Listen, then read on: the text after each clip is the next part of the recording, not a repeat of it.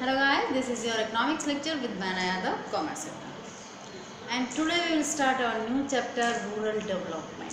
In our last video, we have to complete our Human Capital Formation chapter in 3 videos.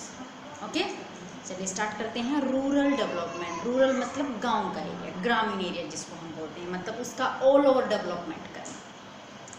All over development ऐसा नहीं कि सिर्फ education development कर दिया या फिर इंफ्रास्ट्रक्चर में कर दिया ना, ऑल ओवर डेवलपमेंट करना हमें। फाइनेंस से रिलेटेड भी, एजुकेशन से रिलेटेड भी, इंफ्रास्ट्रक्चर से रिलेटेड भी, हर तरह की प्रॉब्लम को हमने, मार्केटिंग से रिलेटेड भी, ठीक है, तो एग्रीकल्चर से रिलेटेड भी हर तरीके की प्रॉब्लम को शोल आउट करना और उनका डेवलपमेंट करना, ऑल ओवर डेवलपमेंट। चलिए देखते हैं एक स्टैंडर्ड मीनिंग या स्टेटमेंट रूरल डेवलपमेंट में। देखिए क्या होता है। इट इज़ कम्प्रीहेंसिव टर्म, ये कम्प्रीहेंसिव टर्म होती है विच असेंशियल ऑफ, हाँ जी सॉरी, चलिए फिर से देखते हैं हम कि रूरल डेवलपमेंट क्या होता है। कि एक कम्प्रीहेंसिव टर्म होती है जो कि एसेंशियल्स और focus on actions for the development. किसके ऊपर फोकस करती है? मोस्टली फोकस करती है डेवलपमेंट के ऊपर ऑफ एरिया के डेवलपमेंट के ऊपर, विच इज लुकिंग बिहाइंड, जो एरिया पीछे है, जो कि पीछे है, in the overall development of rural economy. Rural economy के अंदर उस एरिया का ओवरऑल डेवलपमेंट करना जो कि बाकी सबके कंपैरिजन बहुत पीछे है। समझ में आया? रूरल डेवलपमेंट ये कंपेरिहेंसिव टर्म्स है जिसमें हम मोस्टली एक्शन दैट मीन्स काम की तरफ फोकस करते हैं। फॉर द डेवलपमेंट मतलब उस एरिया में काम की तरफ फोकस करते हैं। For the development of which is looking behind, जो एरिया पीछे है, and overall development in the economy, in the rural economy. Rural economy के अंदर किसी भी एरिया का ओवरऑल डेवलपमेंट करना, मतलब हर टाइप का डेवलपमेंट करना जो कि बाकी सबके कंपैरिजन पीछे है या फिर जो पीछे है, ठीक है। उसमें action, focus on action that means काम करना। रूरल डेवलपमेंट समझ में आया?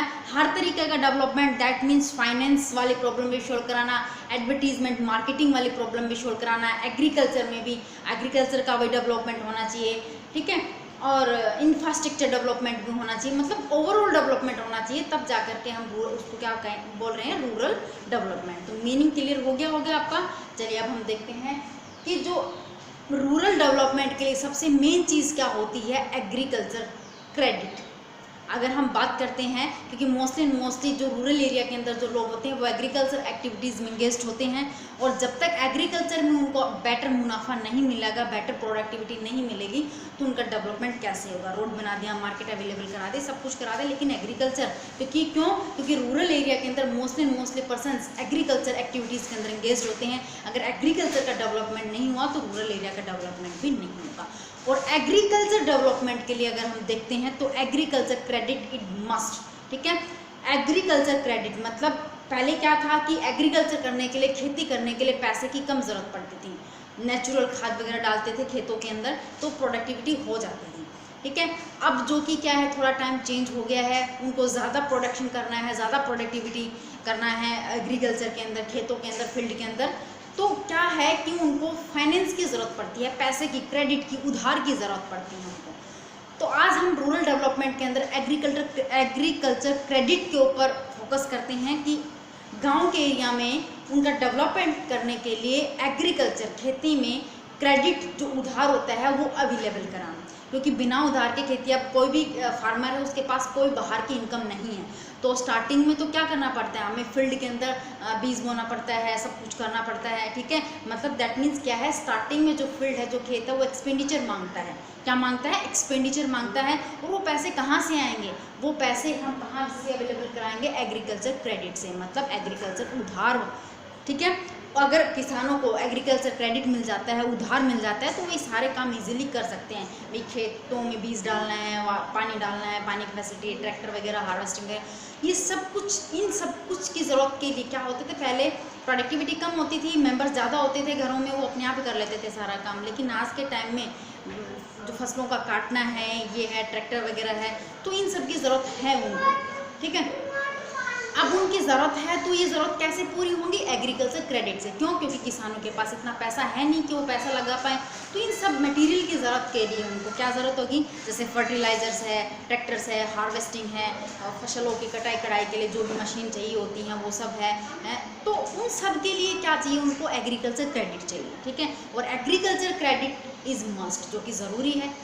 अब देखिएगा कि credit for agriculture activities, agriculture की जो एक्टिविटीज़ होती हैं, जितनी भी एक्टिविटीज़ होती हैं, फसल बीज डालने से लेकर और फसल निकालने तक की जितनी भी एक्टिविटीज़ हैं, उनके लिए एग्रीकल्चर क्रेडिट मस्ट है, क्योंकि बिना पैसे के तो ये काम हो नहीं पाएंगे। तो एग्रीकल्चर क्रेडिट के ऊपर हम फोकस कर रहे हैं यहाँ पर। अब बात आती है मेनली कि एग्रीकल्चर क्रेडिट कहाँ से मिल सकता है, कहाँ से मिल सकता है। देखिएगा कि उसके जो सोर्स हैं, एग्रीकल्चर क्रेडिट फार्मर्स को कहाँ से मिलेगा, क्या सोर्स हैं उसके। तो फर्स्ट सोर्स अगर हम बात करते हैं नॉन इंस्टीट्यूशनल सोर्स, और जो सेकंड है हमारे पास इंस्टीट्यूशनल सोर्स। फर्स्ट है नॉन इंस्टीट्यूशनल और सेकंड है इंस्टीट्यूशनल सोर्स। नॉन इंस्टीट्यूशनल के अंदर है मतलब कोई ऐसा इंस्टीट्यूट नहीं है, लीगली ऑथोराइज्ड वो नहीं है। कौन कौन आते हैं इसके अंदर, देखिएगा जमींदार है, ट्रेडर्स है, साहूकार है, रिलेटिव्स है। जमींदार, ट्रेडर, साहूकार, रिलेटेड्स, ये सारे हैं नॉन इंस्टीट्यूशनल सोर्स के अंदर आते हैं, ठीक है। मतलब जो लीगली प्रूव नहीं है, ये सिर्फ गांव में लोगों की हेल्प करते हैं एक तरीके से क्रेडिट प्रोवाइड करा करके या फिर लोन दे करके। चलिए इनके बारे में देखते हैं। अगर हम इनके फ़ायदे भी देखते हैं और नुकसान भी देखते हैं। देखो फ़ायदे क्या हुए, जमींदार है, ट्रेडर्स है, साहूकार है, रिलेटिव्स है, पता है आपको ये सब क्या होते हैं, ठीक है। अब इनसे अगर कोई फार्मर लोन लेने के लिए जाता है तो क्या होगा, उसको at a spot, at any time, at any particular point of time उनको वो लोन प्रोवाइड हो जाएगा, ठीक है।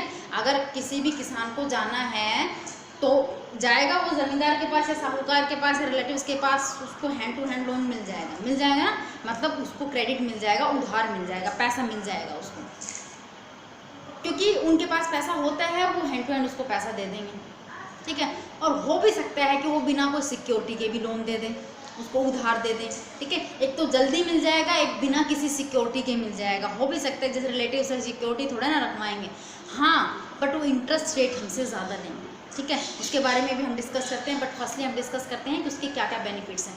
देखो अगर बैंक में लोन लेने के लिए जाते हैं तो बहुत तरीके की पेपर फॉर्मेलिटीज़ हमें पूरी करनी पड़ती हैं, उसमें बहुत टाइम लगता है, ठीक है।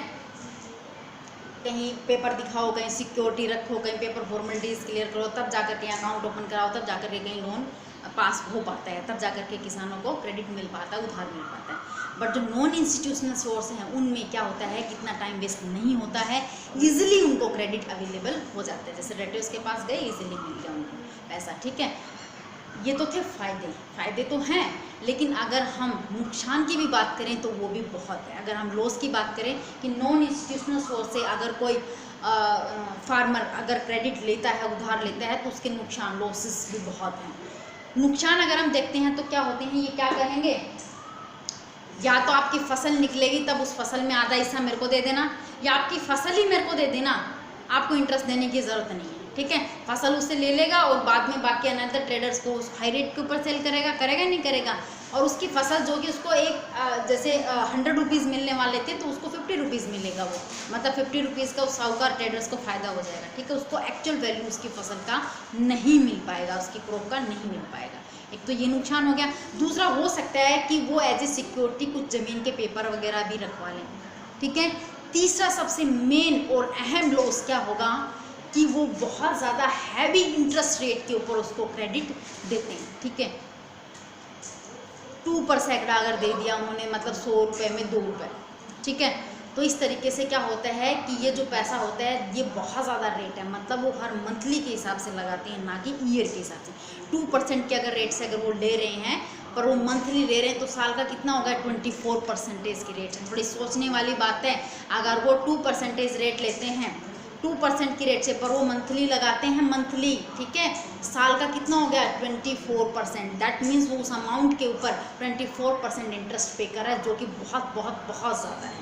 और 2% तो नॉर्मली है, जिस पर्सन को अगर बहुत ज़्यादा नीड है तो उसका पूरा फ़ायदा उठाते हैं ये और 5, 6, 10, 9% तक भी उसको लोन प्रोवाइड करते हैं, इंटरेस्ट चार्ज करते हैं। तो इस तरीके से क्या होता है, जो किसान होता है, जो फार्मर होता है, वो लोन के ऊपर दबता चला जाता है और उसके लोन के अमाउंट कभी भी फुलफिल नहीं कर पाता, रिटर्न नहीं कर पाता है। तो ये थे सोर्स जिसको हम नॉन इंस्टीट्यूशनल सोर्स बोलते हैं, जिसके नुकसान और फ़ायदे दोनों डिस्कस किए हमने यहाँ। अब हम आगे मूव करते हैं, आगे डिस्कस करते हैं कि इंस्टीट्यूशनल सोर्स। इंस्टीट्यूशनल सोर्स होते क्या हैं? जो लीगली ऑथोराइज्ड है, ठीक है, लीगली ऑथोराइज्ड है, जो कि इंस्टीट्यूट्स बने हुए हैं जो सिर्फ यही काम करते हैं। कहने का मतलब ये है उनका काम ही यही है कि क्रेडिट फैसिलिटीज़ अवेलेबल कराना नीडेड पर्सन, ठीक है। देखते हैं कौन से होते हैं। फर्स्ट है cooperative credit societies. Cooperative credit society बहुत बार पढ़ा है आपने, लेकिन फिर थोड़ा और डिस्कस कर लेते हैं कि कोऑपरेटिव क्रेडिट सोसाइटी होती क्या है। देखिए इस तरीके की सोसाइटी होती है जिसमें बहुत सारे लोग इसके मेंबर बन जाते हैं, ठीक है। और इसमें क्या होता है कि वो इसके जो मेंबर बनते हैं उनको मार्केट से रीजनेबल रेट के ऊपर वो प्रोडक्ट अवेलेबल कराना या फिर पैसे अवेलेबल कराना। इनका मेन मोटिव यही होता है कि मार्केट में जिस रेट से पैसा मिलता है उससे कम रेट के ऊपर अपने मेंबर्स को फाइनेंस अवेलेबल कराना। अगर कोई प्रोडक्ट है मार्केट में ज़्यादा रेट के ऊपर है तो उससे कम रेट के ऊपर वो अपने मेंबर्स को अवेलेबल कराते हैं। सभी मेंबर्स का इसमें इंपॉर्टेंट रोल होता है। जब भी कोई पर्सन चाहे इसके अंदर एंटर या एग्जिट कर सकता है, ठीक है, कोई बाउंडेशन नहीं होती। तो ये थी कोऑपरेटिव सोसाइटी। कोऑपरेटिव सोसाइटीज़ कई तरीके की होती है, फाइनेंस से रिलेटेड भी होती हैं, एग्रीकल्चर से रिलेटेड भी होती हैं, मार्केटिंग से रिलेटेड भी होती हैं, प्रोडक्ट से रिलेटेड भी होती हैं। तो कई तरह की कोऑपरेटिव सोसाइटीज़ होती हैं जो कि अपने ही मेंबर्स की हेल्प करती हैं और रीजनेबल रेट के ऊपर उनको वो सब चीज़ें अवेलेबल कराते हैं, ठीक है। अगर हम यहाँ पर तो हम फाइनेंस की बात कर रहे थे, एग्रीकल्चर क्रेडिट उधार की बात कर रहे थे, ठीक है। तो इस तरीके से यहाँ पर भी कोऑपरेटिव सोसाइटीज़ बन सकती हैं जो सिर्फ agriculture loan, agriculture credit available कराती हैं, ठीक है। अगर पर्सन को ज़रूरत है तो कोऑपरेटिव सोसाइटी में जा सकता है और यहाँ पर रीजनेबल रेट से क्या ले सकता है, अपना एग्रीकल्चर के लिए क्रेडिट या उधार ले सकता है, ठीक है। अब देखिएगा नेक्स्ट वन जो दिए गए हैं वो है कमर्शियल बैंक। अब कमर्शियल बैंक को तो बताने की ज़रूरत ही नहीं है, आप सबको बहुत अच्छे से पता है कमर्शियल बैंक कौन से होते हैं और वो किस तरीके से हमारे एग्रीकल्चर क्रेडिट में हेल्प कर सकते हैं। कमर्शियल बैंक तो वो सब तरीके का लोन देते हैं, हाउस लोन भी देते हैं, एग्रीकल्चर क्रेडिट भी देते हैं, पर्सनल लोन भी देते हैं, सब तरीके का लोन प्रोवाइड कराते हैं, ठीक है। तो कमर्शियल बैंक होते कौन से हैं? सबको पता है, SBI है, PNB है, HDFC है, ICICI है, एक्सिस बैंक है, ये सारे क्या है, कमर्शियल्स हैं, ठीक है। अब जो कमर्शियल्स बैंक हैं वो क्या करते हैं कि हमें क्रेडिट, हाउस लोन भी, पर्सनल लोन भी, एग्रीकल्चर लोन भी, सब तरीके का लोन प्रोवाइड कराते हैं, सब तरीके की क्रेडिट अवेलेबल कराते हैं, ठीक है। नेक्स्ट वन दिया गया है regional rural bank. Regional rural bank जिसको हम RRB बोलते हैं, जो कि लोकल लेवल के ऊपर होते हैं, ठीक है। ऑल इकोनॉमी लेवल के ऊपर नहीं होती, local level, that means district level के ऊपर ये बैंक होते हैं। ये भी एग्रीकल्चर लोन प्रोवाइड कराते हैं, एग्रीकल्चर क्रेडिट प्रोवाइड कराते हैं फार्मर्स को, ठीक है। अगला दिया गया है नाबार्ड। नाबार्ड वाला टॉपिक हम पहले बहुत बार डिस्कस कर चुके हैं। नाबार्ड आप 9th में भी पढ़ा, 10th में भी पढ़ा आप लोगों ने, ठीक है। नाबार्ड है जो कि क्या है, नाबार्ड के अगर हम फुल फॉर्म अगर बात करते हैं तो नाबार्ड की फुल फॉर्म क्या है, एग्रीकल्चर रूरल डेवलपमेंट, ठीक है। National bank for agriculture rural development, national bank for agriculture rural development कब एस्टेब्लिश हुआ था, 1982 के अंदर, ठीक है। नेशनल लेवल के ऊपर है नाबार्ड, जो कि एग्रीकल्चर एक्टिविटीज़ के लिए, रूरल एरिया में एग्रीकल्चर एक्टिविटीज़ के लिए लोन प्रोवाइड कराते हैं फार्मर्स को। 1982 में यह एस्टैब्लिश किया था। अगर हम नाबार्ड के बारे में और भी बात करें तो नेशनल लेवल के ऊपर होता है। जैसे सभी कमर्शियल्स बैंकों का हेड कौन होता है, हमारा central bank RBI, same as it is. सभी जो एग्रीकल्चर क्रेडिट की फैसिलिटी जो अवेलेबल कराते हैं रूरल एरिया के अंदर जितने भी बैंक होते हैं, उन सभी बैंकों का हेड कौन होता है, नाबार्ड। कौन होता है, नाबार्ड। समझ में आया। कमर्शियल बैंकों का हेड RBI के अकॉर्डिंग ही वो सभी कमर्शियल बैंक काम करते हैं, उनके रूल्स एंड रेगुलेशन के अकॉर्डिंग। तो रूरल एरिया के अंदर जितने भी एग्रीकल्चर फैसिलिटीज़ या एग्रीकल्चर क्रेडिट फैसिलिटीज़ जो अवेलेबल कराते हैं उनका हेड कौन होता है, नाबार्ड। क्लियर हो गया, चलिए ठीक है। अगला है, नेक्स्ट है self help group. Self help group क्या होते हैं, मतलब बहुत सारे पर्सन्स मिल करके अपना एक ग्रुप बना लेते हैं। 10 मेंबर है, 15 मेंबर है या 20 मेंबर्स, आपस में एक ग्रुप, सोसाइटी नहीं बनाए उन्होंने, सिर्फ ग्रुप बनाया। अब इन पर्सन्स ने अपना ग्रुप बना लिया एक दूसरे की हेल्प करने के लिए। समझ में आ रही बात, हेल्प करने के लिए। अब वो हर महीने में 1000 हर कोई पर्सन इसके अंदर डिपॉजिट कराता रहता है। इनका एक खुद का मेन कॉमन अकाउंट होता है जो कि किसी बैंक में होता है। वो हर महीने 1000 हर कोई मेंबर डिपॉजिट कराता है, ठीक है।